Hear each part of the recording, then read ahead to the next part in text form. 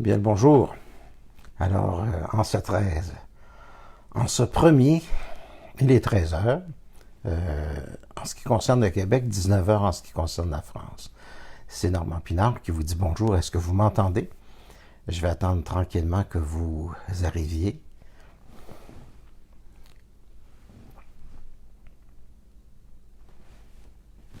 Je vais regarder, je pense que ça commence. Bonjour tout le monde. Bon, OK. Alors, en attendant que les gens arrivent, je vais faire les petites annonces. Puis vous allez vous préparer à écrire vos questions. S'il y en a qui ont des questions à me poser, ça va être un plaisir. Hey, c'est un grand plaisir. C'est quand même un dimanche assez frisquet. Il y a pire que ça, par exemple. Il y a facilement pire que ça. Et on annonce un reste du mois d'août. Hein, vous savez, tout à fait le contraire de ce qu'on avait annoncé. Si vous voulez connaître la météo, c'est préférable de communiquer avec moi. Alors, en attendant que tout le monde arrive, on est déjà rendu à 23, c'est assez sérieux. Alors, dans les conférences, je dis des choses qui ne peuvent pas être dites facilement en public, d'accord? Les gens pourraient trouver ça... en tout cas, ça s'adresse à un monde qui est initié. Ça s'adresse à des gens qui veulent approfondir le travail que je fais, d'accord? Donc, les conférences, il y a beaucoup de monde qui me demande les conférences, d'aller en France pour faire des conférences.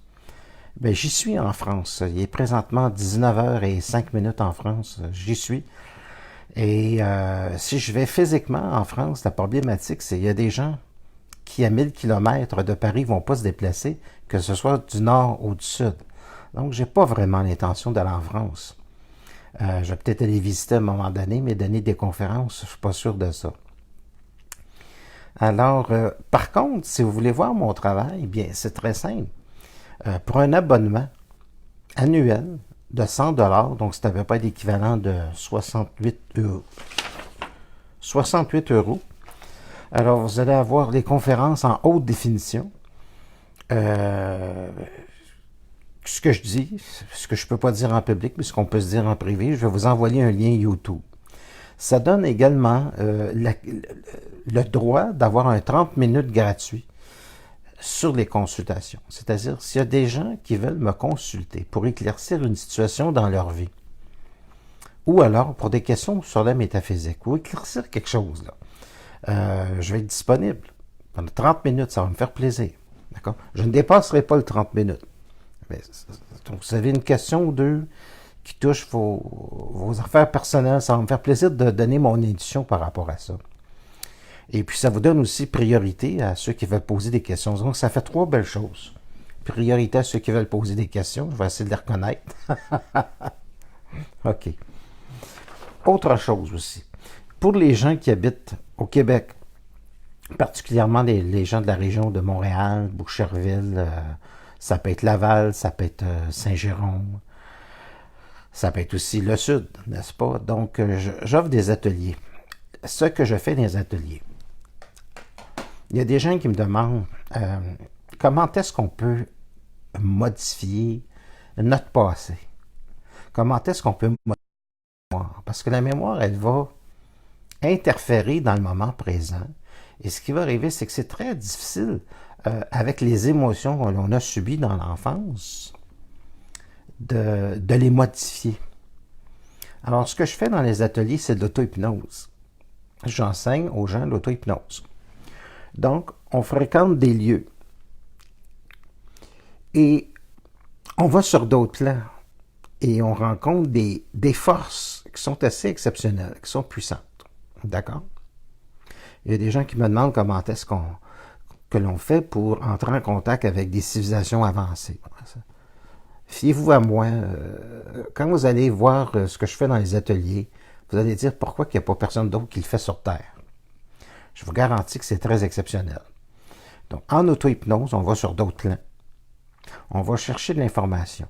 Cette information-là nous transforme physiquement au niveau de la santé, mais c'est aussi la possibilité de nous offrir une vie qui est plus facile. On a l'air à une connaissance qui est extrêmement puissante. Donc, les ateliers, j'ai déjà mon monde, mais si j'ai suffisamment de gens, je vais faire une autre journée dans le mois. Puis c'est pas tellement dispendieux en passant. Là, vous avez juste à regarder sur le... C'est quelque chose comme 70 $. C'est vraiment pas la mer à boire. D'accord? Alors, je vais savoir si j'oublie rien. Donc, mercredi, 2 fois par mois, je donne une conférence. La conférence, justement, que vous pourrez voir si vous vous abonnez, par exemple, le titre de la prochaine conférence, qui est le 11 décembre, Au-delà de la matrice. N'est-ce pas? Donc, c'est un petit peu ça, mes activités. C'est 2 mercredis par mois en ce qui concerne les conférences.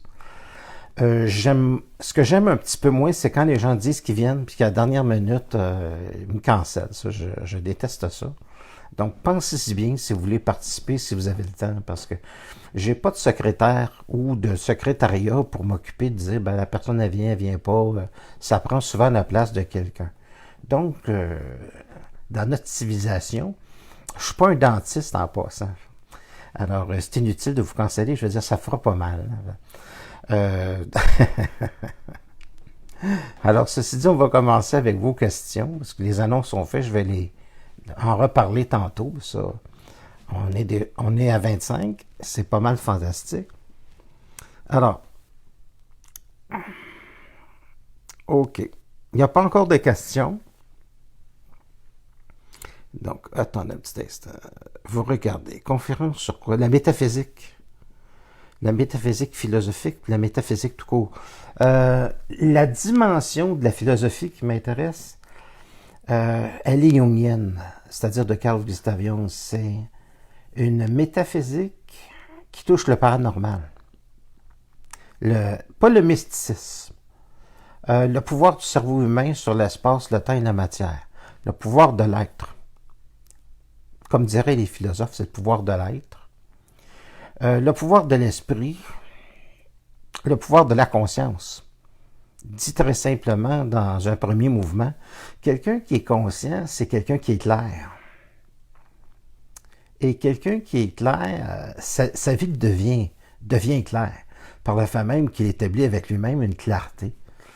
Et donc, il dépasse son éducation. Il va garder ce qui était bon dans son éducation, mais toutes les engrammes, les choses, les chocs émotionnels que l'on a subis, ça, je travaille beaucoup cette dimension-là dans les ateliers.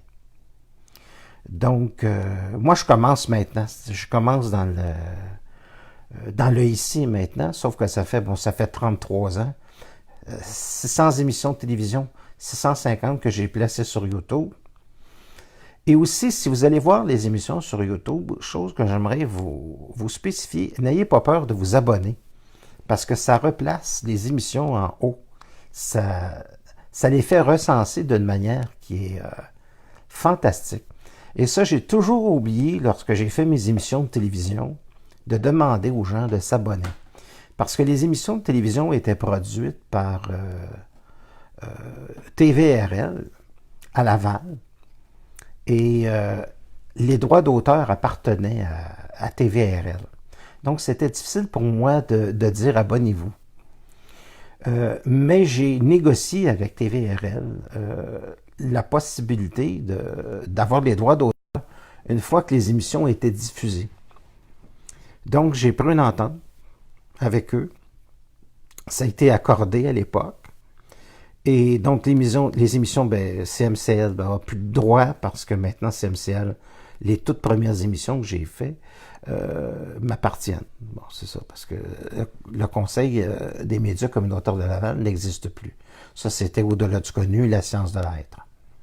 En ce qui concerne la genèse du réel, en ce qui concerne les autres émissions que j'ai réalisées à TVRL, donc la télévision régionale de Laval, bien, ça a été négocié. Donc maintenant, moi, je les ai placées sur YouTube. Toutes ces émissions, abonnez-vous. C'est très important de vous abonner. D'accord? Vous allez dans Normand Pinard, puis vous abonnez. D'accord? Et lorsque je vais atteindre 1000 personnes, je n'ai même pas eu 1000 personnes avec 1000 abonnements avec le temps parce que simplement, je ne l'ai jamais demandé. Donc, les gens n'y pensent pas. Et je pourrais diffuser directement sur YouTube. Ça aussi, ça serait intéressant. Les émissions que je fais aussi, présentement, je les diffuse sur YouTube. Ce qu'on fait là. C'est-à-dire, je les prends, je les enregistre, mais c'est directement fait sur Facebook. Mais j'aime pas avoir seulement une plateforme de diffusion. Ce serait intéressant d'avoir une plateforme de diffusion sur Facebook et de l'avoir également sur YouTube, puis ailleurs aussi. C'est du direct. Et les questions que vous posez sont très intéressantes. Ça intéresse tout le monde. Et c'est ça qui est tout le jeu absolument fantastique. Je vais aller voir pour les questions s'il y a des questions. Alors, bonjour en France, c'est un grand plaisir. Quel climat qu'il fait en France? J'aimerais ça savoir. Ici, il fait présentement moins 4 degrés. Je suis dans le sud de Montréal. Un petit peu au sud de Montréal, juste du côté du fleuve, mais pas tellement loin de Montréal. Je vais aller voir parmi les questions récentes. Peut-on s'appliquer l'auto-hypnose à soi-même en autonomie? Bien sûr. Bien sûr. J'ai commencé à faire l'auto-hypnose, j'avais 21 ans.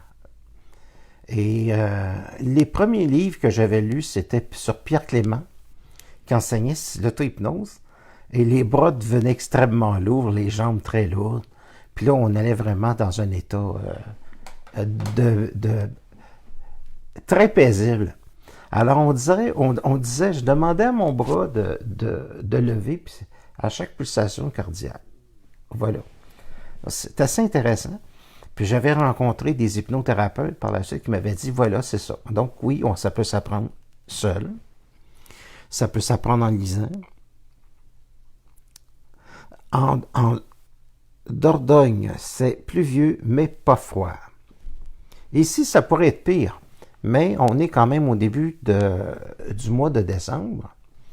Et ils annoncent qu'il va éventuellement avoir une température plus douce dans la deuxième partie du mois. C'est pas sûr qu'on va avoir un froid épouvantable comme c'était annoncé. Alors, est-ce que tout est clair? Oh, attendez, il y a des questions. Je reporte mes loups parce que je dois les lire. Tu sais, c'est ça le live. C'est un côté le fun. Le pouvoir de l'être. Alors, peut-on aussi l'appeler, je ne sais pas ce que ça veut dire, être animiste. Le pouvoir de l'être, l'anémisme. L'âme qui agit. Ah, l'âme qui agit. Non. Le pouvoir de l'être n'est pas l'âme. Parce que l'âme, c'est la personnalité. L'âme, c'est l'embêtement de l'homme. C'est sa personnalité, c'est sa sensibilité. L'âme, elle va permettre à l'homme, à l'être humain, lorsqu'il va voir un spectacle, d'apprécier avec sa sensibilité le spectacle. Mais l'âme, elle est rattachée au plan de l'astrologie. Elle est rattachée à la mémoire akashique, donc la très vieille mémoire de l'humanité. Quand on dit qu'il y a des gens qui font de la magie, là, ben, ça fait partie du plan akashique de l'humanité. Ça, c'est la magie ordinaire. La magie du pouvoir de la Terre, mais c'est pas de la conscience cosmique, ça. Pas fort. En tout cas, ceci dit, si vous voulez changer les gens que vous n'aimez pas en animal quelconque, en crapaud, je ne sais quoi, mais je reçois des gens qui viennent me voir d'Afrique. Et ça se pratique là-bas. Ça se pratique. Ça se pratique beaucoup. Et je pense qu'il y a beaucoup de gens en Europe qui sont, comment est-ce que je pourrais dire, on vit dans un monde à deux visages. C'est un monde à deux visages. Ce monde à deux visages, c'est qu'au niveau de la logique, on ne connaît pas ça, on ne veut rien savoir de ça, nous, ça ne nous intéresse pas. Mais finalement, si on regarde des sociétés secrètes, elles sont tous ésotériques. Chose étrange. Et on pratique donc toutes sortes de rituels. Maintenant, est-ce qu'il y a des sacrifices humains? Est-ce que c'est ça? Écoutez, de ce monde, personnellement, il n'y a rien qui m'étonne. D'accord? Je ne suis pas étonné par tout ce qui peut se produire qu'on n'ose pas imaginer de ce monde. Je me dis, beaucoup de choses est possible. D'accord? Je ne suis pas tombé dans la paranoïa avec ça, mais je pense qu'il y a toutes sortes de mondes sur cette planète. Toutes sortes de choses. Voilà, c'est tout. Et que c'est pas d'hier. Et je vais voir les questions qui sont nouvelles. Je vais aller voir aussi. Ah, il y a un démagnétiseur qui me regarde. Ben, fais juste me regarder.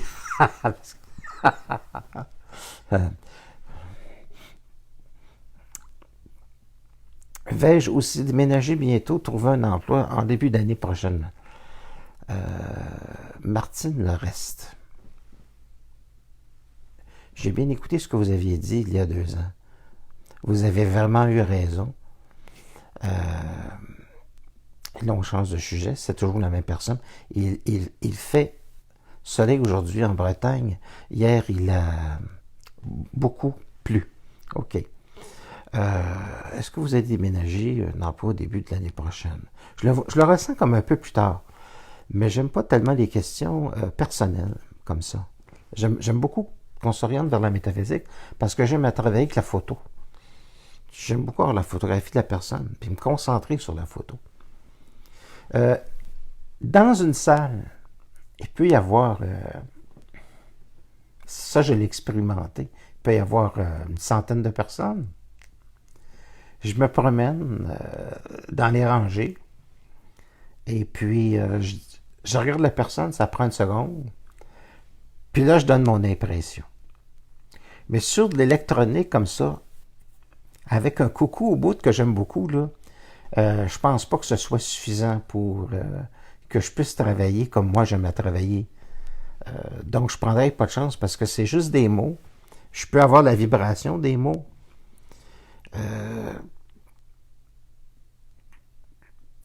Puis j'essaie aussi de faire la différence entre les gens qui vont écrire à quelqu'un puis les gens qui veulent parler à moi. Peut-on s'appliquer l'auto-hypnose? Oui. Alors oui, pour l'auto-hypnose, dans les ateliers, la seule chose qui est extraordinaire, c'est que on va dans un état, écoutez, je ne peux pas le décrire. C'est seulement que les gens qui viennent ne veulent plus partir. Ça, je peux vous dire. À moins de ne pas avoir le choix, ils sont là.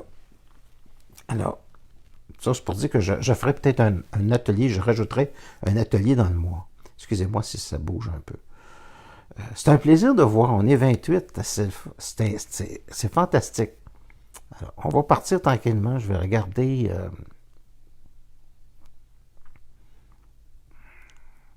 définir le mot croire.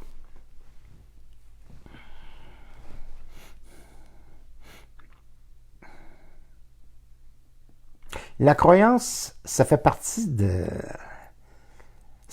la faiblesse de l'être humain. Le savoir, c'est quelqu'un qui l'a expérimenté. Le savoir ne peut pas être mis en question. Le savoir est une certitude intérieure. On ne peut pas lire et acquérir du savoir. On peut vivre un événement et acquérir du savoir. Croire, c'est marcher avec des béquilles. C'est-à-dire que il y a de l'émotion dans la croyance. On dit que l'homme a besoin de croire, que l'être humain est un animal croyant. Ça ne le rend pas nécessairement plus intelligent parce qu'il est croyant. Ça fait 6000 ans qu'on est croyant. On est toujours stupide. Je ne crois même pas à la science. Je m'explique. Je crois à la science d'aujourd'hui pour le moment. Les scientifiques vont amener des choses en laboratoire. Je vais dire, c'est intéressant. Je vais croire ce que la science a fait, ce qu'elle a réalisé. Et moi, j'aime étudier la science dans tous ses aspects, que ce soit l'électronique, que ce soit l'électromagnétisme, que ce soit tous les... Il n'y a pas un appareil électronique qui rentre ici que je ne me suis pas renseigné sur YouTube, sur le fonctionnement. Par exemple, les imprimantes au laser. Quand on pense que c'est toutes les théories qui viennent de 1922, qui sont mises en application, je trouve ça absolument extraordinaire. Mais la science aujourd'hui, ça n'a rien à voir avec la science qui va exister d'environ 1500 ans. Ça n'aura même pas quelque chose à voir avec la science qui va exister dans 500 ans. Mais avec les milliers d'années, regardez, pour l'instant, nous ne pouvons pas aller plus rapidement que la vitesse de la lumière. Mais dans 1000 ans, ça ne tiendra plus. Euh, on pense que l'homme est mortel pour le moment. Mais on va avoir une science. Un jour, on va avoir une science qui va empêcher l'homme de mourir. Okay? Ça peut prendre 300 ans, ça peut prendre 1000 ans. Ça, c'est dans son corps physique. À un moment donné, l'être humain va être capable de sortir de son corps. Il va être capable d'entrer en contact avec le plan de ce que nous, on appelle le monde des rêves. Aussi, aller dans l'au-delà, rencontrer des puissances, acquérir des connaissances avec des entités qui sont des milliers d'années en avance sur nous. Et ça ne pourra pas être croire. Ça ne pourra pas être cru. Mais ça va se savoir. Et ça va faire partie de l'intelligence de la race humaine. Et ça va être une intelligence qui va être globale. Ça va être une intelligence qui va appartenir à l'être humain dans son ensemble. Mais on n'est pas rendu là. La majorité des gens, aujourd'hui, ont de la difficulté à gérer leur psychologie, leurs émotions, l'âme. Et on n'est pas juste la mémoire de nos parents. On est la mémoire de nos arrière-grands-parents et on est la mémoire de nos grands-parents. Ce que ça veut dire? Ça veut dire que la majorité des choses qui nous perturbent, qui nous gênent dans notre vie, qui sont rattachées à la mémoire de l'âme et de l'ADN. Donc l'ADN pour le corps, l'âme, l'esprit, puis aussi la chimie du cerveau, donc aussi de l'ADN. Ça vient des chocs de nos arrière-grands-parents. Et moi, dans les ateliers, je ne retourne pas juste en arrière. Je commence dans le présent. J'ai une science pour être capable de changer le passé. Commencer à vivre dans le maintenant et briser la structure du passé. C'est une nouvelle science. L'hypnose n'est pas une nouvelle science. Ce que j'en fais, c'est nouveau. J'utilise des outils qui sont extrêmement précis pour l'esprit. Pour en régler une fois pour toutes avec la mémoire. Et on ne peut pas demander à la mémoire de régler le problème quand c'est la cause du problème. Sinon, vous allez rester longtemps dans un bureau avec un médecin. Puis il y a des médecins qui font un excellent travail. Il y a des psychologues qui font un excellent travail. Mais à un moment donné, il faut en sortir. Mais ce qu'ils font est honorable. Il y a des gens qui travaillent merveilleusement bien. Il y a des gens qui font des crises, qui souffrent et qui ont besoin de psychiatres. Et eux autres, les psychiatres, sont dans le domaine où ils travaillent sur les médications, puis sont obligés de doser tout ça. C'est pas une science qui est facile, la médecine. C'est pas du tout facile. Alors, moi, dans le cerveau humain, j'utilise une autre science. Mais elle n'est pas en contradiction avec les autres. J'utilise une autre science. On s'en va, on explore quelque chose qui n'a pas existé à venir jusqu'à maintenant. Et le but pour moi de cette science-là, c'est la possibilité pour l'être humain de commencer maintenant une vie qui est nouvelle. Ça veut dire changer la perspective psychologique d'un individu pour qu'il puisse adhérer à une vie qui est plus facile dans le réel. Parce que la réalité est une projection de l'intériorité. Elle existe à deux niveaux, la réalité. Il y a une réalité qui est construite à partir de l'ensemble psychologique des gens qui constitue la réalité et la partie qui est construite par vous. Donc, on ne rencontre que des gens qui vont ressembler à notre scénario. Cependant, il y a le mécanisme de la mémoire. Et le mécanisme de la mémoire, quand c'est nos arrière-grands-parents quand ça fait partie de l'ADN, quand ça fait partie de nos parents, puis sans parler de la mémoire akashique de l'humanité, de l'astrologie, où est notre libre arbitre? Alors ça, c'est pas quelque chose que je vous demande de croire. Parce que c'est quelque chose qui est trop facile. Parce que vous l'expérimentez à tous les jours. Jusqu'à quel degré vous êtes emprisonné par vos pensées. Tu ne peux pas demander à quelqu'un qui est très angoissé de se raisonner. Il a besoin de pilules, pas d'être raisonné. Mais par contre, si tu vas dans une psychologie, si tu vas dans un état altéré de la conscience, ben là, tu peux changer des mécanismes de la mémoire. Pas en utilisant ce qui est installé dans la mémoire. Je l'efface, la mémoire. Je garde juste le bon.